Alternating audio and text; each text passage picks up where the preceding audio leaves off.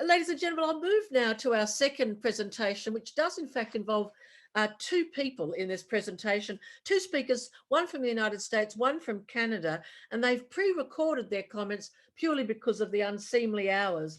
So we're going to hear Dr. Rachel Harding from the University of Toronto in Canada, and she is engaged in structural genomics, and Dr. Leora Fox from the Huntington's Disease Society of America.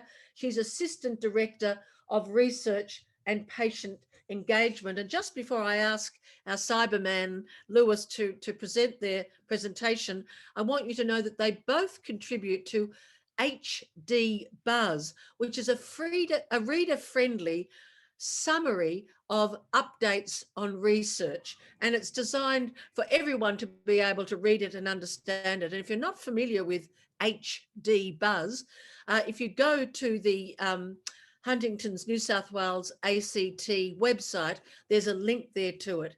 So please welcome Rachel Harding and Leora Fox.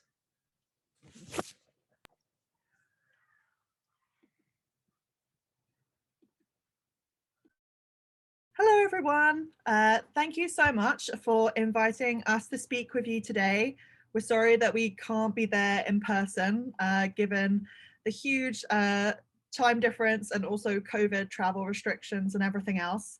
But we're really excited to present to you today about some of the really cool work that's going on in the Huntington's disease research community, which should hopefully drive HD therapeutic discovery in the future. So my name is Dr. Rachel Harding. I'm a research associate at the Structural Genomics Consortium at the University of Toronto, and I'm an HDSA Berman Topper Fellow. And I also do some writing for HD Buzz. And I'm joined by my fellow HD Buzz colleague, Leora, today, who is going to begin speaking to you about some of the exciting work that's going on. Hi, everyone, and thanks, Rachel. My name is Leora. I am the Assistant Director of Research and Patient Engagement at the Huntington's Disease Society of America. My background's in HD research and science communication. I help manage our HDSA research programs and communicate with families about what's going on in the world of HD research. And as Rachel mentioned, we work together at HD Buzz, where we help to describe HD research in plain language for the global community. So you've heard today from Clement about the drugs that are being tested in clinical trials. And what we want to do today is talk a bit more about the research that's in the pipeline for HD, so the stuff that might lead to clinical trials in the future. And that can mean a lot of different types of science because the HD research landscape is really broad and multifaceted, but we're going to focus on how some of these big observational human studies that don't involve drugs are kind of helping scientists to identify which parts of HD biology to target in order to design new drugs.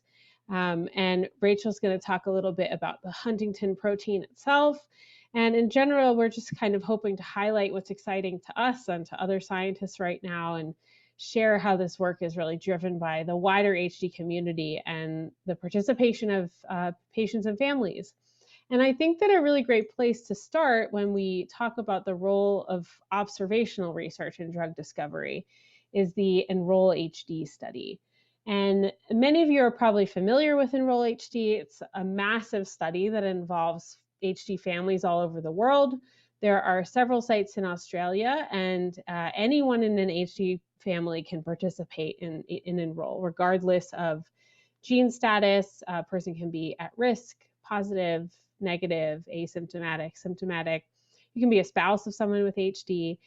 It involves visits for an hour or two once a year to have some exams and questionnaires and assessments with a clinical team. And because there are now tens of thousands of participants undergoing the same assessments worldwide, Enroll is really helping to improve our understanding of HD. And by involving so many people and sites around the world, it's helping to speed recruitment of clinical trials.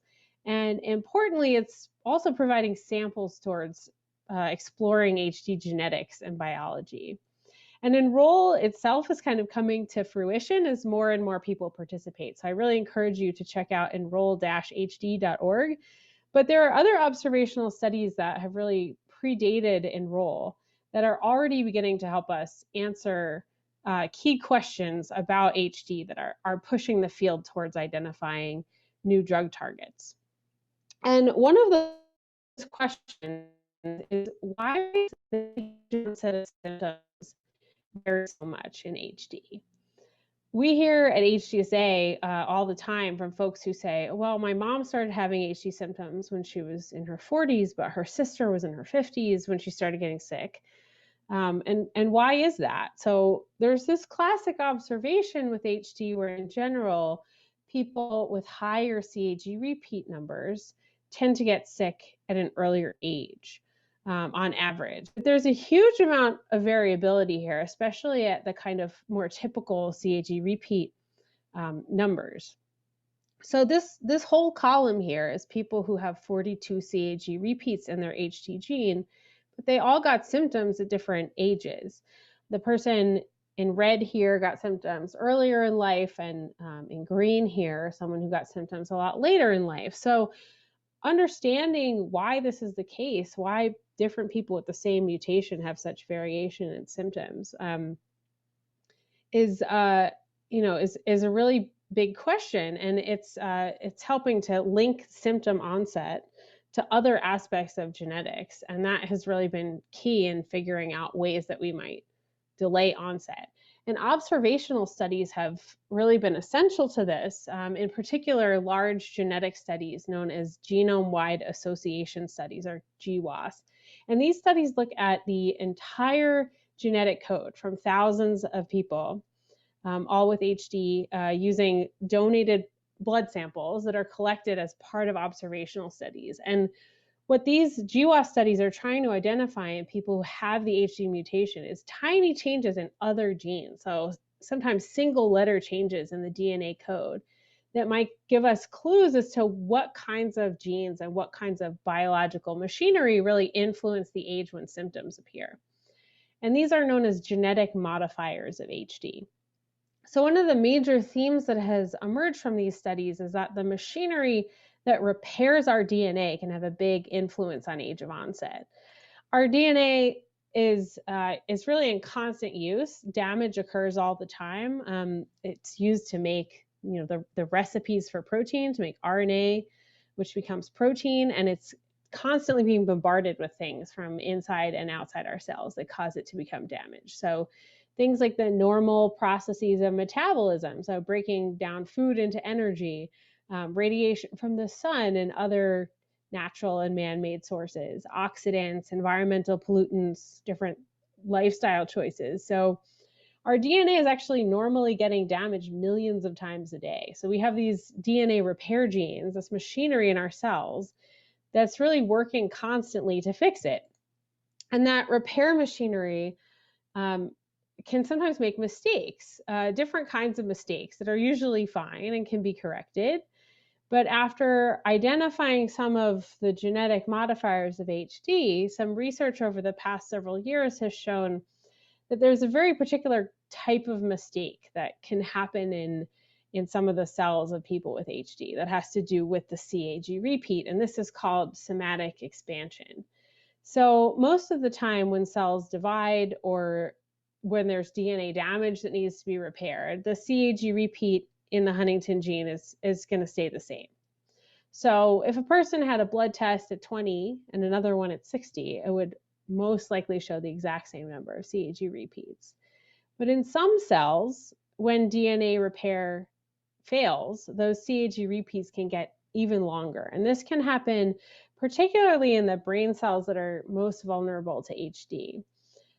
These mistakes are rare, but one way to kind of think about this is if you had to sit and type the letters CAG, CAG, CAG, CAG over and over using your keyboard, and you had to keep track of how many you had done, you'd usually get it right, but once in a while you might miss and type the wrong letter or put in an extra CAG or something.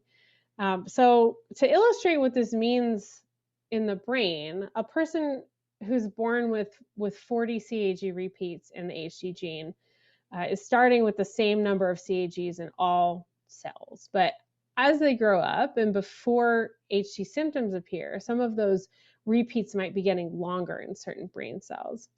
And if this expansion becomes really, really extreme during adulthood, it can start to cause even more damage in the brain that could potentially cause HD symptoms to appear earlier. And this is a phenomenon that more and more HD researchers and companies are starting to explore and understand to really try and combat this and potentially slow the onset of symptoms. I'm using these images with the permission of a company called Triplet Therapeutics, who is working on just that. And one solution, now that we understand some of that faulty machinery, which has been identified through people's participation in observational research, one solution is to design genetic drugs that can kind of switch it off and try to stop this somatic expansion from happening. And there are a lot of academic researchers and even a few companies that are working on this. So I mentioned Triplet. There's also one called Locus 23. Triplet is conducting a study called SHIELD HD, and that's another observational study that fully recruited in 2020 despite the pandemic. And this study is specifically focused on tracking the growth of CAGs with the progression of HD. So using samples of participants' spinal fluid to measure how somatic expansion happens as their HD symptoms progress. And in parallel, Triplet has developed a drug called TTX3360. And this drug targets a DNA repair gene called MSH3, and that was identified in the GWAS studies. And we've heard from Triplet recently at some scientific conferences, and they have gotten some good results in animals as far as safety and the ability to get this drug to spread throughout the brain. So they're now planning a safety trial in humans to begin late this year, where TTX 3360 is going to be delivered via brain surgery. And there are other examples of how this kind of research is being carried forward by other scientists and labs. We wrote about one of these last year where a research group identified a small molecule that could stick to the CAG repeat region of Huntington and stop it from expanding. So we wrote about this at HD Buzz. You can check that out if you wish. But this, along with Triplet's work, are some really exciting examples of how the community's participation in observational research and these GWAS studies have led to an understanding of a totally new aspect of HD biology and ultimately to the development of a couple of potential therapies. So now I'm actually going to hand it over to Rachel, who's going to spend some time talking about basic research on the Huntington protein itself and how she and other scientists are collaborating with each other to try and speed the development of therapeutics. Awesome. Thank you very much, Leora. Alrighty. Okay, so this is the kind of basic paradigm of Huntington's disease research that a lot of scientists have been thinking and mulling over for quite a long time now, which is the basic premise that if you have an unexpanded form of the Huntington gene, you'll make a protein, the Huntingtin protein, which works normally, and you'll have healthy nerve cells and you shouldn't get sick. Whereas folks with HD have this expanded Huntington gene, which makes an expanded form of the protein. And we think that having this gene switched on to make this expanded form of the protein is really what's driving Huntington's disease. So a question that we want to understand really is, well, what's the difference between this expanded and the unexpanded form of the protein? And there's a lot of scientists who've been working on this for quite a while now, but there's been some really big breakthroughs in the last few years. But just to kind of give you an idea of the kind of level of biology that we're thinking about here, we're thinking about things which are really, really, really small. So if you could see me in a conference room standing up right now, I'm about 2 meters tall, but we're going down to the next scale where we're thinking about looking in a brain. My brain is hopefully average size, about 15 centimeters in diameter, and it's composed of lots and lots of these nerve cells, which are 20 micrometers in length. And making up these nerve cells are lots and lots of different types of protein molecules, which are 5 nanometers across in diameter. And so to just give you a perspective of like how small we're talking about these things here, if I made this nerve cell that's 20 micrometers long, and I stretched it out and actually made it 2 meters long, then this protein molecule would only be the size of the thickness of my nail. So even when we zoom in that far, these things are really, really, really tiny, and that makes them quite difficult to study. But scientists have lots of like little tricks and things they can do in the lab to look at these kind of molecules. And just to recap, you know, this is what we're trying to do. We're trying to spot the difference between the form of the Huntingtin protein that people with HD make and then the form that people in the general population make. You know, what's the difference? We know that we have this change in the genetic code or the recipe that makes this protein, but scientists like me, I'm a structural biologist, so that means I want to understand where are all the atoms in the molecule and how are they arranged in 3D space. So what I'm really interested in is like, is the shape any different? And if we can understand that, then maybe we can understand how they might work differently. But before we can do any of those experiments, the first thing we actually have to do is to be able to make the protein. And so where I work at the Structural Genomics Consortium, we have like a really big platform or like a really good set of research setup so that we can actually purify the Huntingtin protein. So we don't need to take it out of people with HD, we can actually just make it in the lab with tools that we have there. And so this is Peter, who does a lot of our genetics. And what he did is he took a copy of the Huntingtin gene and put it into this special piece of DNA, which is called a plasmid. And then this is handed over to this great team of folks, Ashley and Alma, who are our production team. And what they do is they take that piece of DNA and stick it inside different types of cells and tell those cells to turn on the gene. And then they start making lots and lots and lots of the Huntingtin protein.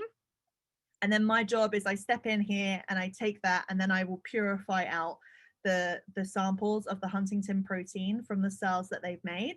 And then I can make these different forms of the protein. So I can make all types of different CAG length forms of the Huntingtin protein. And this is what they look like at the end. So I store them in this big -80 freezer to keep them really cool and very, very safe. And they're just in these little vials ready for me to do different types of experiments. But because lots and lots of people actually want to do these kinds of experiments, what's been really interesting is the pieces of DNA that Peter made, we actually shared them in this repository called AdGene. And this is where scientists, once they've, you know, made their piece of DNA, they actually realize that actually, you know, maybe other folks want to work on this as well. We give it to the people at AdGene, and basically their job is to share it with anyone else who might want it around the world. So all these other researchers all over the place all requested the Huntingtin gene. So we've shared over 150 samples with labs in the last just over 2 years now. And these are people working all over the world. And so sometimes, you know, it can feel like Huntington's disease is, you know, this rare disease that doesn't affect too many people, and how many researchers are really working on it. And, you know, I just want to tell you, a lot of people are interested in understanding what this protein does and trying to understand, you know, new ways that we can make drugs. But the other thing we do is we share the samples of the protein we make. So those samples that sit in my freezer, I pack up big FedEx boxes full of dry ice to keep everything safe. And then we ship it all across the world to people who need it. So we've shared over 200 little vials or aliquots of the purified Huntingtin protein to people so they can do their own experiments and study what the Huntingtin protein is doing. But in our own work, what we've been looking at is doing these really interesting experiments with these cutting edge types of microscopes. So as I mentioned before, when we think about protein molecules, they're really, really, really small things. And in the last 10 years, there's been all these really amazing technological developments, which means that we can actually take a microscope like this one here, that's called a Titan Krios. And then we make these samples and we take our Huntingtin protein and we freeze it in ice. And we can actually see the individual molecules of the Huntingtin protein with this microscope. It's super, super powerful. So it's like ultra, ultra magnification. It can zoom right in to see the protein sample. And what we can do is we take lots and lots of images of the Huntingtin protein, and we can actually generate a 3D model of what the protein looks like. So this actually on the right-hand side, this video is actually what the Huntingtin protein looks like. And things have really moved along in the last couple of years. So in 2018, a group of scientists from Germany published the first ever model that anyone had ever found showing what the Huntingtin protein looked like. And this was an amazing, groundbreaking discovery, and it really laid a tremendous foundation for scientists around the world. But the resolution was okay, but it wasn't great. So it's a little bit like looking at a picture that's a bit out of focus. And so what we've been doing recently is trying to bring everything a bit more into focus. And that's what's here on the right. So we have this higher resolution model, and this allows us to see exactly where nearly every atom in the Huntingtin protein molecule is. And this is a really cool level of detail for scientists to be able to understand a molecule at. So when we know what the shape of a molecule looks like, we can understand like where all its nooks and crannies are. And we can actually use that to develop different types of tools and resources. So if there's a little nook or cranny in the Huntingtin protein, we can actually design something that will fit and slot right into it. And this is actually how we make small molecule drugs or small molecule tool compounds. And these can be all kinds of interesting things. And one might be that you would turn this into something called a PET ligand. And what that means is it's a non-invasive way that you can look at all the Huntingtin protein molecules in the brain of a patient in an imaging experiment without any kind of harmful procedures. So this is like a really cool function or like use of these kind of molecules.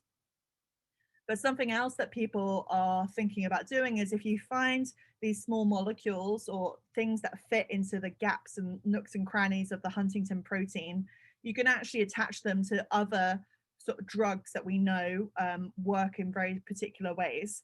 And some of these can actually, bring the Huntingtin protein very close to something that will mark it as a garbage molecule, and it actually will dispose of the Huntingtin protein. So a lot of the clinical trials that you've heard about are focused on Huntingtin lowering. So that means getting rid of the Huntingtin proteins in cells to try and make people better, make their symptoms better. And actually we can use these molecules and models that we are developing in the lab to actually specifically lower the amounts of Huntingtin protein in cells in people. And actually people are already doing this. It's very exciting. So there was this really cool paper published in Nature, which is a very high profile journal, which just shows like how much interest there is in this kind of work, particularly in Huntington's disease. And what they did is they made this exact kind of molecule where it's a part of it binds to Huntingtin and part of it binds to like a cell garbage marker. And actually they were able to lower the levels of Huntingtin. And this is written about in our HD Buzz article 276 if you want to read more about it. But basically what they showed is if you take that molecule and then you use it in different HD models, you can actually lower the amounts of Huntingtin. And this is like a really cool discovery and just like a nice way that highlights what this kind of really in-depth molecular knowledge of Huntington's disease can give us. All right, I'll pass back to Leora now, who's going to tell you a bit more about patients and how you can be involved in research. Thanks, Rachel. I think I've got control back. Yeah, great. So just in the last few minutes, I kind of want to bring us back to this idea that HD research is really a collaboration between scientists and the community. And Rachel and I were chatting earlier, and she was telling me about how human samples, blood samples and fluid samples are always in really high demand for purifying Huntingtin and for doing these kinds of protein experiments that she does in her lab. I wanted to mention, related to that, another worldwide initiative that's called HD Clarity. And this initiative aims to collect a really wide range of spinal fluid samples from HD patients all over the world. to try and standardize how this type of collection is done, kind of inform how it's done during clinical trials as well, and mainly also to make it easier for researchers to have access to this type of patient sample. I know that there are a few Australian sites for HD Clarity that will be coming soon. So if you get involved with Enroll, if you check out enroll-hd.org, or if you are meeting with an Enroll research team, Clarity is a great thing to ask those research teams about too. I wanted to mention another interesting way that people with HD have contributed directly to a technique for studying HD, which is through the use of adult stem cells. So you may have heard of embryonic stem cells being useful because they have the potential to kind of become any type of cell in the body and be grown in a dish to be studied for disease and biology. But in this case, a skin sample from a patient, from an adult patient, can be grown in a petri dish, and essentially a cocktail of chemicals can be used to reprogram them into stem cells. And then using other sets of chemicals, they can then sort of be coaxed into becoming many different kinds of cells. So muscle, liver, intestines, brain, and then you can have this model in a dish of human cells that have the HD mutation, specifically those that, might be most vulnerable to HD. And that's, without the same kinds of ethical implications of embryonic stem cell research. There's even some research into how stem cells might be used as implants to try and replace some of the damaged cells in the brain. And there are trials like this that began more than a decade ago and up to 2 decades ago. And unfortunately, these have not been successful quite yet, but the technology is improving constantly. So there are new techniques for working with stem cells and new ideas, for example, how to use the brain's support cells to create new neurons. And that's the use of adult stem cells has really been an innovation in our ability to study HD in human models. And finally, I want to circle back briefly to the importance of observational research and local research, because I think you've heard today about ongoing large drug studies and how these huge observational studies like Enroll are driving the exciting research that's coming down the pipeline. But there are also smaller local research studies that involve sometimes less commitment, that focus on different aspects of HD, different technologies for studying HD in people. There are different methods for brain imaging, medication combinations or non-drug interventions, creating new ways to have folks report on their symptoms or test them cognitively, ways to plan for brain donation. There's a lot more. It can be frustrating sometimes when these opportunities are not right in your backyard. I know that there is some local research, and some really cool projects going on around Australia. But really just the fact, whether or not you can participate, just being aware of what's going on in HD research and being able to share that with others is really in itself a form of participation and advocacy. So yeah, thanks for being here today and learning about it. And I encourage you to check out what's going on at research institutions near you. And we'll just leave you with some ways to learn more and participate. So both Rachel and I are editors for HD Buzz, where we write about HD research news in plain language. I encourage you to check out enroll-hd.org. If you're somebody who isn't able to participate in research in person, but you'd like to contribute, you may want to try going to hdsa.org/surveys. We review and compile research surveys from researchers all over the world. And I know that there are a couple of Australian researchers with surveys on our site right now, so I'm certain that they would appreciate your participation. I'll also shamelessly plug our HDSA research blog, which is a weekly roundup of what's going on worldwide in HD research. And Rachel has a great blog, and some of our other Berman Topper Fellows have blogs on on openlabnotebooks.org, and this is where they share their data and their findings in real time. So that's another great way to learn. And finally, I'm going to pass it back to Rachel just to say thanks. Yeah, I just want to say that, we're really honored to have been invited to speak with you today. And again, we're so sorry that we can't be there with you today or be speaking to you in real time. We also appreciate that we've covered quite a lot of material. And although we can't answer your questions immediately now as you're listening to this talk, we are both very open for you to email us with any questions that you might have about what we've discussed today. So you can either contact us through the HD Buzz editors email, or we both have our personal work emails up here as well. And so you can send us a message anytime to talk about the work that we've presented today. So thank you very much, and thanks for having us. Thanks so much. Enjoy the rest of the conference.